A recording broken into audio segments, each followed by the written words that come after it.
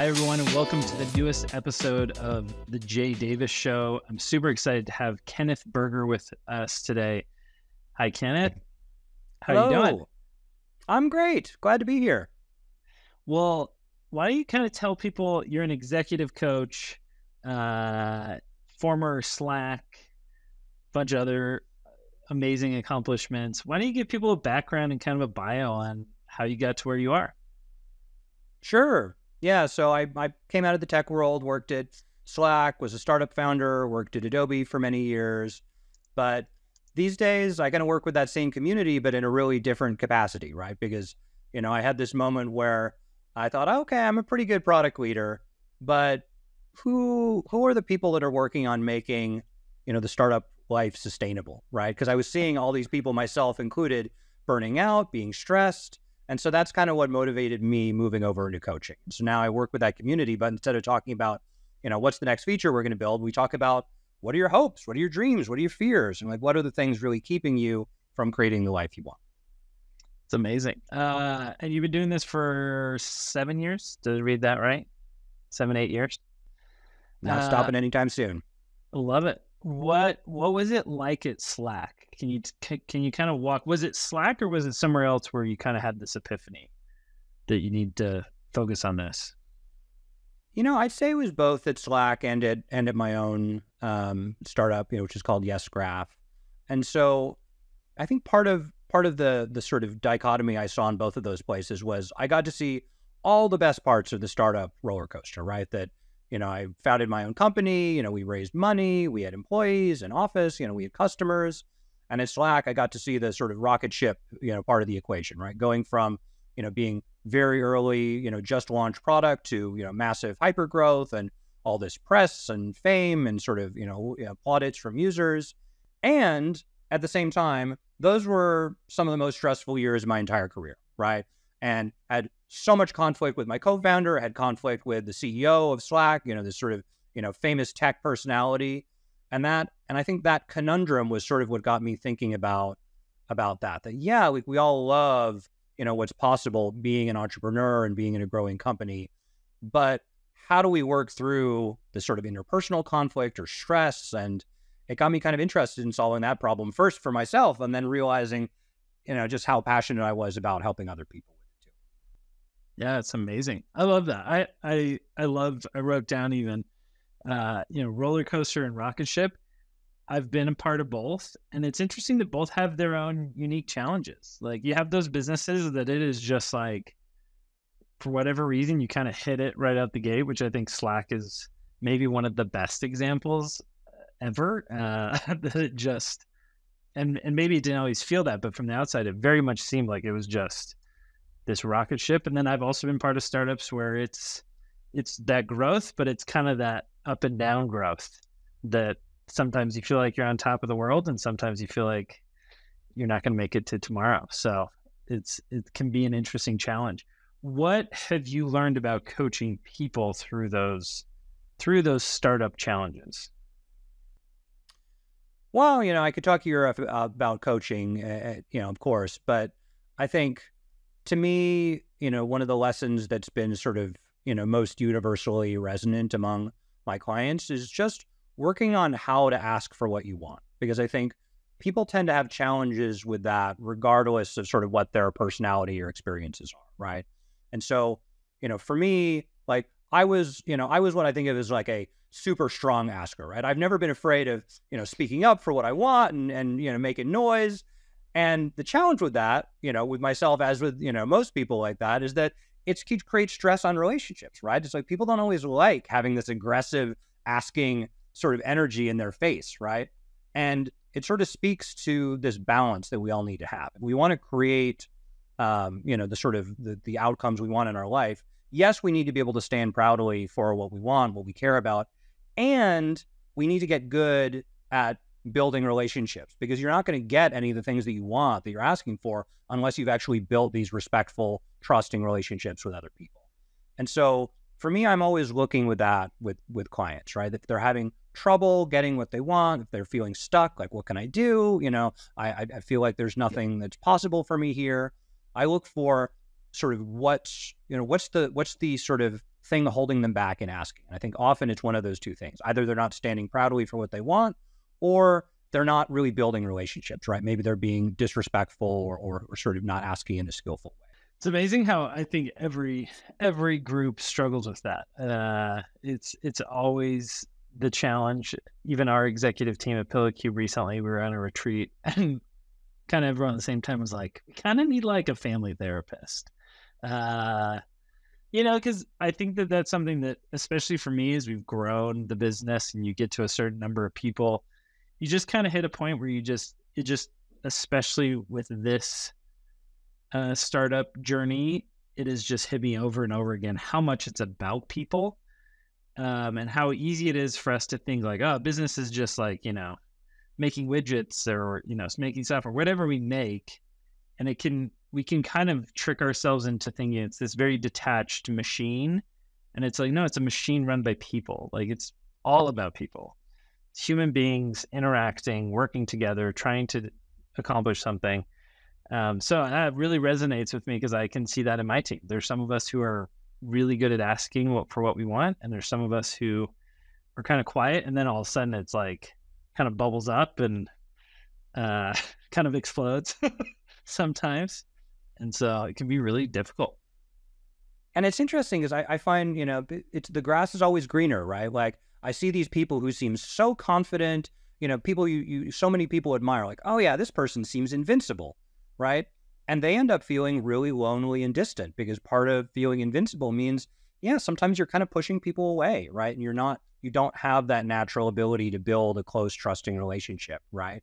Because that energy that we might read as confident can also be kind of not very vulnerable, right? Where you don't really share with people how you're feeling or what you're thinking. And that gets to be lonely after a while, right? And so there's a real cost to sort of, presenting this very strong, confident exterior. And on the flip side, right, I think, a lot of people who are sort of less confident about asking, more worried about pleasing people, it might seem like those folks struggle, but often they're the ones who are really good at building relationships, at being more vulnerable, at trusting. And, the thing that can be surprising for them is they've put all this investment in relationships where once they actually do start asking, they're thinking, holy crap, I've had a whole lifetime of building social capital that now I get to leverage. It's like, gosh, I didn't know what I had. Yeah, that's so interesting. What do you, as you work with people through coaching, what's some of the aha moments people have, or where do you kind of see a lot of progress, especially for those who may be like doubtful or kind of like unsure that they need a coach? I'm someone who I've loved having a coach. It's been total life changer for me, but what are the things that you think really help people, especially with work? I mean, again, could talk your off on 100 different things, but to me, part of what I think underlies a lot of the sort of more operational struggles that people deal with, because of course we always start there, right? Someone says, oh, I'm having conflict with so-and-so, or I'm trying to do this new initiative and people aren't coming along in the way that I want, or I want to create this thing, but I'm not sure where to start, right? And so these things that can seem very nuts and bolts practical are often have this thing underneath that's really about like whether or not I feel safe as I am, which might seem really abstract, but part of what that does when you're not looking for something external to feel safe, as in, oh, I'm only safe as long as so-and-so likes me, or as long as, I get everything right, or as long as whatever sort of, external source of safety you want to pick, right? Then it's high stakes. You think, oh shit, if I don't get this thing, then okay, I'm not okay. And so I have to avoid this thing at all costs. And so things become really, really scary quickly. And so the power of saying, you know what, I'm going to be fine no matter what. Like, okay, maybe this business fails. It's a bad economy. I'll start a new business. I'll get a job. It's not the end of the world. I'll be fine. Yeah. And easier said than done, of course, but that fundamental confidence of saying I'm fine as I am, no matter what happens, ironically, that can be the thing that gives you the freedom to actually go really big for what you want because it feels low stakes. You're like, yeah, I'm going to go for it, but if it doesn't work out, it's fine. And I think often people think it's the opposite, right? Of, oh, this is so important. I need to really feel the stakes. And in fact, that tends to be paralyzing, makes it hard to act in the way that you want. Yeah, I love that. I think that's such a great point.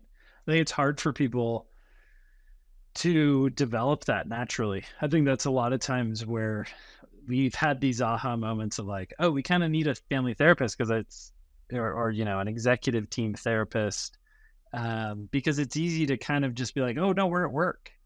Like we're not, we don't need to think about how vulnerable we are or how, how much social capital or whatever that concept is. It can be easy to kind of just think of work as this separate thing that's different, but it's really just interpersonal relationships. So totally. And it's, and it's one of these funny things where it's not like at work we don't have feelings, and in our personal life we're just constantly in tears over the struggles of life. It's like, no, like, even in our personal life, right, there's usually a good balance of, the amount of, which we're having vulnerable, more emotional conversations, and more just, we're having our day, going along, doing normal things. And more, the way I encourage people to think of this is, it's not like a black and white thing, right? And that if you can invest just a little bit into being vulnerable at work, it actually gives people so much context to understand where you're coming from, right? Just to say, oh yeah, I'm feeling a little tired today, or I'm feeling a little worried about this meeting that's coming up, or, I want to ask you this, but, I'm a little unsure of how you're going to receive it, or, whether, you're going to take it the right way. And just that little bit of kind of emotional metadata, like it really helps people understand you and connect with you in a deeper way. So it's not about being, hippy dippy emotional at work. It's actually just about being clear about like where you are and what you want. it's awesome. Well, I want to kind of put you on the spot a little. I have two scenarios that I see a lot, and I'd love for you to give feedback and kind of tell me or tell the audience, because I think it is something that I see in startups all the time. So the first one is, I noticed that most CEOs, and I think this actually goes along when you were saying kind of your initial idea, it goes along so well with that, of you have askers and then people who struggle to ask. But I noticed that most CEOs either are, I would say most CEOs are visionaries, but they either struggle with getting the confidence to just say, and I've struggled with this, say, look, I'm the visionary. Here's where we're headed. We need to head there. And so when you struggle with that, it usually is very difficult because people are like, where are we headed? And I was like, I told you where we're headed. And they're like, yeah, but you don't, when you say it, you're kind of like, I think this is where we should go. And I'm like, oh, okay. And then I think you have the opposite side of like people who are like, I know exactly where we're headed. They can feel kind of totalitarian in their approach, like no room for change, kind of Steve Jobs is maybe that classic example in the tech world.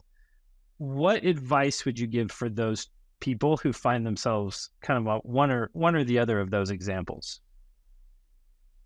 So first of all, I love that. I mean, definitely a familiar scenario.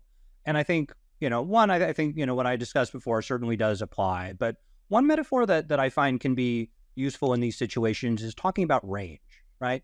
Because if you're a great asker, it's not like I'm asking you to abandon that skill. No, you're great at it. Lean on it. Fantastic. Or if you're really great at building relationships, sure, like lean on that, right? You don't need to be the one asking aggressively. But, right, that tends to be a pretty narrow range. And so if you have someone that's leaning on a pretty narrow range, if they're always at 9 or 10 intensity, or they're always at 1 or 2 intensity level, right, that's going to be pretty limiting, right? We all want a bigger toolbox to handle different situations.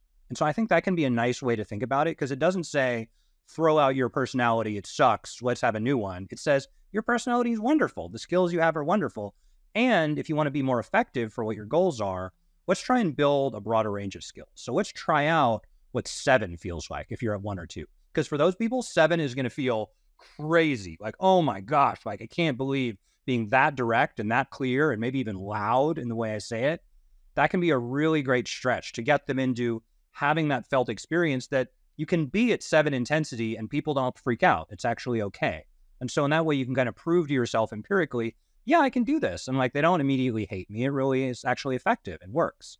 And same thing for the opposite scenario, right? If you're at 8 or 9, try a 3, right? Try I'm thinking maybe, if you wouldn't mind, and see what kind of reaction you get. Because for those folks, they've never tried that in their life. And so they don't even know, maybe they think, oh, I'm going to look weak. I don't like, how this sounds. This isn't me. And I say, all right, let's just try it once. It doesn't have to be you, but let's see what results you get. And then you can decide whether or not it's a tool you want to add. Yeah, I love that, man. That's so awesome. I've never heard someone explain it that way, and that immediately clicks. Because I think that's the natural feeling we get. We see people like, I look at, Steve Jobs or Elon Musk or whatever kind of more asker example or hero or whatever you want to say. And I'm like, man, why aren't I more like them? Like, I need to just be, and I think we all do that. We all constantly compare ourselves. And so I love that idea of like, hey, just develop the range. Look at where you kind of naturally stay and then push yourself a little bit into that boundary. Because I think it also gets overwhelming. That jump from 1 to 9 is a scary jump. It's like, man, that is not something that I want to push into. But to push to a 4, I'm like, yeah, I can push to a 4. That's attainable. And the reality is, right, probably most of our communication should be in that middle range, right? It's like that range of like 4 to 7, it's probably going to be a pretty effective range where we're not shouting. We're not saying, oh, I don't take no for an answer. Because I actually, that's one of those things that always bothers me. People saying, oh, you can't take no for an answer. And to me, that's really disrespectful. That's saying like, oh, I don't believe in consent. I'm just going to take a yes no matter what, right? It's like, whoa, that's not really cool at all. And so to say, I actually am going to take no for an answer as a sign of respect, to say that I respect your agency, I respect your ability and your right to say no. And the counterintuitive thing can be that once you actually respect someone's no and say, you know what, I hear you, like no means no. All right. Then that can open up the opportunity to say, oh gosh, like what do I do now? If instead of pretending that no didn't happen, I really accept it, now I've got a new set of constraints to actually move forward and think about what my next step is. That's awesome. Well, maybe these are softball questions for you. You're knocking them out the park. My second one that I see a lot, I notice, and I think a lot of this is like in some ways some very positive. Like I think a lot of businesses have moved towards more. We want to be nice. We don't want some of maybe those authoritarian kind of cultures. But what I notice then happens is there's more. I think it's in psychology, it's called triangulation. So, person A has a problem with person B, but instead of telling person B, they just tell person C. And so, and then the venting. So we kind of go vent like, oh man, Jay's a jerk, but he's a nice guy, so I don't really want to say anything to his face. But I'm just going to vent to my coworker, and we're both going to vent about this other person, but we're not going to address it. And that venting kind of like, it seems from my experience, somewhat alleviates the pain, but it never resolves the pain. So I noticed that, like, I think, and as I talk to friends who are running businesses, I think that's a common problem I hear about, where they're like, we have a hard time just speaking directly. Some of it you've already answered, where again, maybe we just have a lot of ones in the workforce now. But any tips or things that you would recommend for a group, especially a team who is maybe struggling with, like, how do we kind of come and have more direct conversations without people losing their minds and being super offended or whatever happens? Yeah, so this is a great one. Definitely, familiar as well. And I think there's a few different ways to approach it, right? So I think this is one where setting a cultural norm can be really helpful, and that's one of those powers that sort of founders and CEOs have in a unique way versus other people in their organization. And so you can say things like, at this company, we don't gossip, right? Because it's easy to sort of dress these things up in kinder words of like, oh, and we're just venting, or, I just wanted to, raise the issue first. But really, to me, this is gossip, right? And so, and it's fine, right? Like maybe that's normalized for one culture. But if you want to have a culture that doesn't have gossip, that's something you can say. Like, here, when we have an issue with someone, we talk to people directly about it. And we trust that person is enough of a grown-up that they can handle whatever emotions they have related to that feedback. And so in a certain way, it's a culture of respect that says, I respect you enough to trust that you can handle whatever feedback I have. And you trust me to give feedback in a skillful way, where I'm not going to come in and say, you're a big dum-dum, I don't like you. I'm going to come in and actually give thoughtful, respectful feedback so that, even if it maybe hurts a little bit to hear, there's sort of a mutual respect there in terms of how you communicate it. I love that. So I think that's great. I think another thing that can be useful there around, this, like, how to address gossip is, I guess it's trying to think of the right way to say this, but I don't know. I'll leave it at that. I love that. I wrote down gossip and trust. I think a lot of times it's giving people a framework and kind of shared verbiage of like, hey, when we're doing this, like you said, we can soften it by pretending like what we're doing is venting, but what we're really doing is talking behind each other's backs. And if we're honest with each other, it's because we don't trust each other we're worried that that person is not capable of handling the direct feedback. And I think when you kind of describe things to people in those clear terms, usually it's probably shows what kind of team you have, because the right team, I think, will be like, yeah, you're right. That is what we're doing. We need to stop that and knock it off. So I love it. That is great. Well, I feel like this is turning into just a Jay coaching session that I'm giving for free. I'm up for it. And I like That's the way awesome. you're framing that too, because to me, like, there's always two sides to these things in terms of how you solve an organizational problem like that, because that's not an individual issue, right? That's going to be something that's probably a broader cultural thing. It's like, on the one hand, you can work on the cultural thing, right? Of like, okay, this is how we do things here. This is what's normal for us. But on the other hand, we've all have sort of individual barriers to that, right? If someone is having trouble asking for what they want directly, it's not because they don't want to, right? It's not because they don't have the best intentions, but usually they have sort of an individual, personal sort of barrier they're trying to work towards. So if like, like maybe the way I feel safe is I'm just super nice to people all the time. And so I never say anything that might ruffle feathers. And so for them, like, you're asking them to do something that's really, really scary, because that's their whole world is like, this is how I function, is I only say nice things to people. And so for them, like, they may struggle more with it. And so that's often where kind of one-on-one work can be useful, because there's the big picture of, hey, I'm telling you it's safe to do this. And then there's the sort of individual personal struggle, which is like, okay, I hear you, but it still doesn't feel safe for me. Yeah.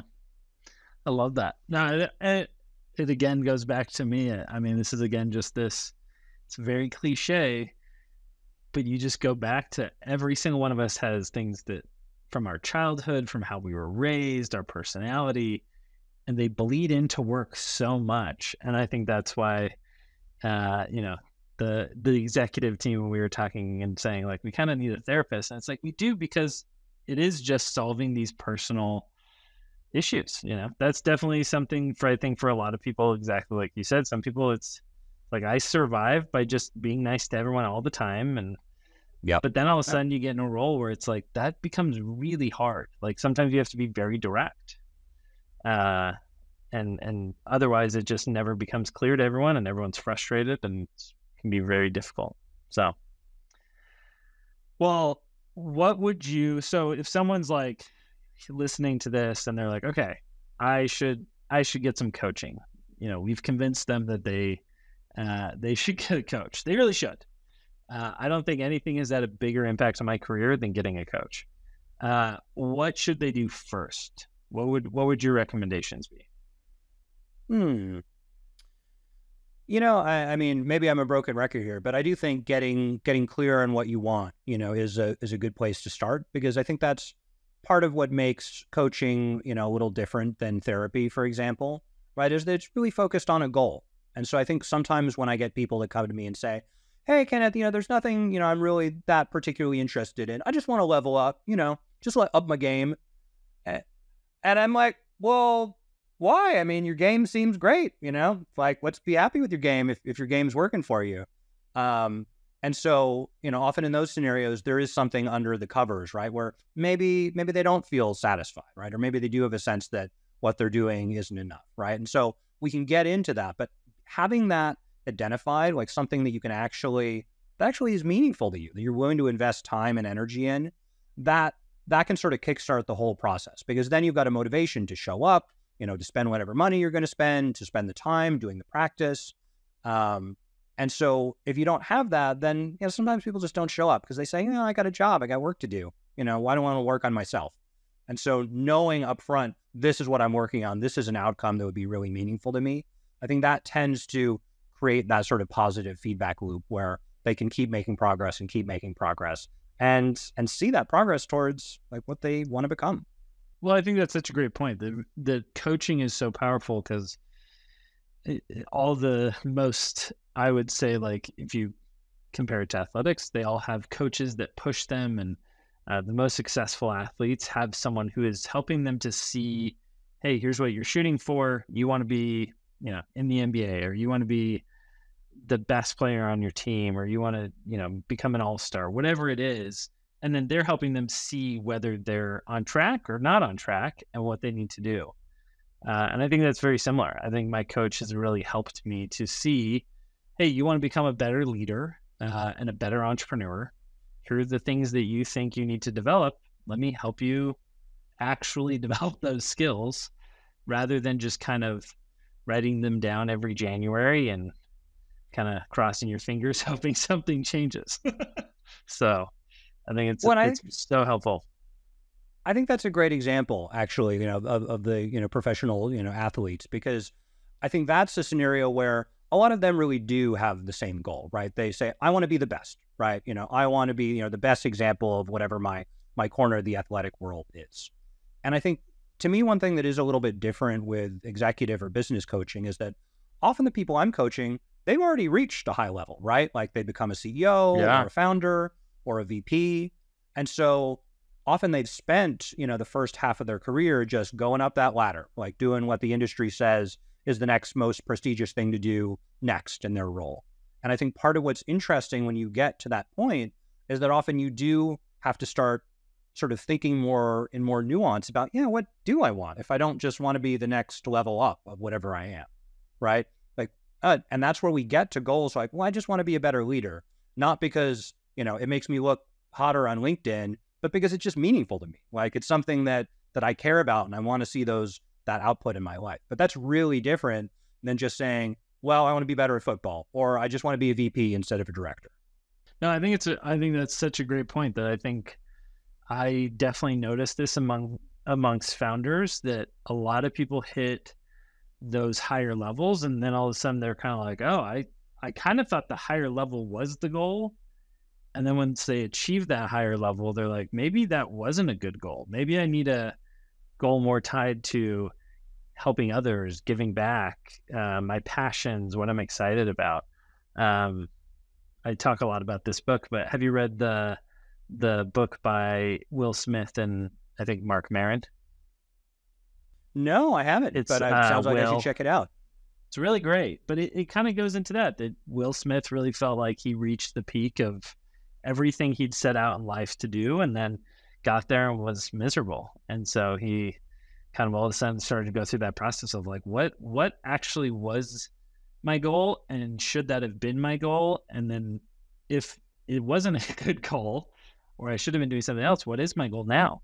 Because I've kind of accomplished these things. And so it's a great book. It's a really fun kind of story, but it reminded me of it when you were saying that. I love it. Any other recommendations for people who are maybe never had a coach, they're an executive, business leader? Obviously they can go to your website and schedule a call. Like what's kind of that process for you if someone wants to talk to you about being a coach? Sure. So definitely head to my website. It's kberger.com, KBERGER. And send me a message. So I work with startup leaders, so founders, CEOs, VPs, and typically in the tech or biotech sector. But I'm always happy to have people reach out. Happy to chat. That's awesome. Well, thanks again for coming. That time just flew by, and thank you for the free coaching session. I appreciate it. I got anytime, Jay. a lot of great information out of it. So Appreciate it. Thank you. hey, thanks for coming.